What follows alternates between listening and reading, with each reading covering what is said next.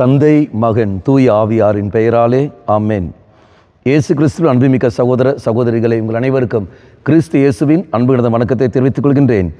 இந்த நற்செய்தி பாகமானது லூக்கா நற்செய்தி 9ஆம் அதிகாரம் 46 முதல் 50 வரை உள்ள திருவாக்கியங்கள். குறிப்பாக 46வது வாக்கியம், தங்களுக்குள் பெரியவர் யார் என்ற விவாதம் அவர்களிடையே எழுந்தது. இந்த விவாதம் ஆனது எதற்கான ஒரு விவாதமாக மாறுகிறது? அதிகாரத்துக்காகவும் அங்கீகாரத்துக்காகவும் இதோ தங்களுக்கு ஒரு அங்கீகாரம் வேண்டும் என்பதற்காக அங்கு விவாதம் ஏற்படுகிறது.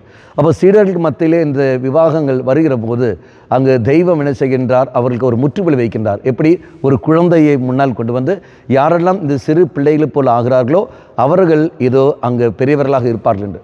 இப்போ நாம் பார்க்க வேண்டிய சத்தியம் என்னவென்றால், நம்முடைய குடும்பத்தில் பலரும் பலவிதமான பிரச்சனைக்குள்ளாகிறார்கள். இதோ தங்களுக்கு அதிகாரம் வேண்டும், குடும்பத்தில் தங்களுக்கு அங்கீகாரம் வேண்டும் என்பதற்காக பல காரியங்கள் அவள் செய்கிறார்கள். அதனாலேயே பல விவாதங்கள் அங்கே நடந்து கொண்டிருக்கின்றன.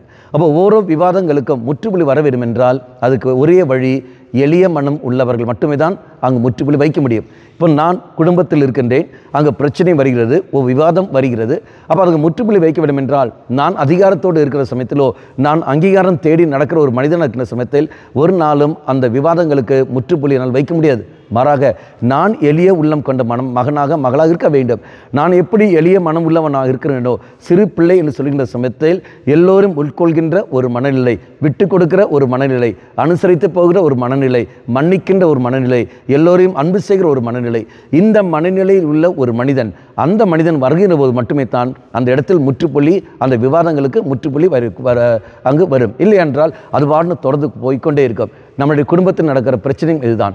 இதோ கணவன் அல்லது மனைவி அல்லது குடும்ப அங்கத்தினர்கள், குடும்பத்தில் பெரியவர்கள் தங்களுக்கு அதிகாரம் வேண்டும், தங்களுக்கு அங்கீகாரம் வேண்டும் என்பதற்காக பல காரியங்கள் செய்வார்கள். அது விவாதங்களுக்கு போய்கொண்டே இருக்கும். ஆனால் முற்றுப்புள்ளி தருவது யாரு? அங்கு எல்லோரும் உட்கொள்கின்ற ஒரு மனிதன் வருகின்ற பொழுது, எல்லோரும் அன்பு செய்கின்ற, அனுசரித்து போகின்ற ஒரு மனிதன் அங்கு வருகின்ற சமயத்தில் அந்த இடத்தில் அங்கு முற்றுப்புள்ளி கடந்து வருகிறது. நீங்களும் நானும் அந்த எளிய மனம் உள்ளவர்களாக இருக்க வேண்டும்.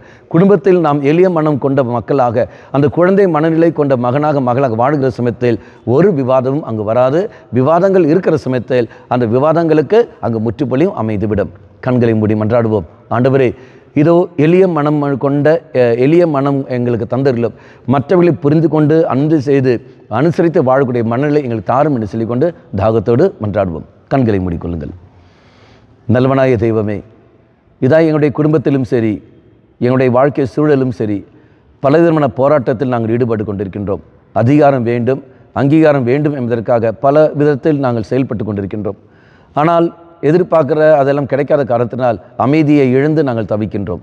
இயேசுவே, இல்லை, எல்லாத்துக்கும் முற்றுப்புள்ளியாக இருப்பது ஒன்றே ஒன்றுதான். எளிய மனம் கொண்டவர்கள் மட்டுமே தான் அது முற்றுப்புள்ளி தர முடியும். எங்களுக்கு அந்த எளிய மனம் நிலையை தந்துடலும். அந்த மனநிலை கொண்ட நாங்கள் எல்லோரையும் புரிந்து கொண்டு அன்பு செய்து விட்டு கொடுத்து அனுசரித்து வாழக்கூடிய கிருபை எங்களுக்கு கிடைக்கும். தெய்வமே, அத்தகைய ஒரு வரத்துக்காக இதோ நாங்கள் வேண்டுகின்றோம். எங்கள் மேல் இரக்கம் கொள்ளும். அம்மா மாதாவே, தெய்வ மாதாவே, எங்கள் மாதாவே, என் அன்னையே, விசேஷமாக எங்களுக்காக பரிந்து பேசும். ஆமேன். தந்தை, மகன், தூய ஆவியாரின் பெயராலே ஆமேன்.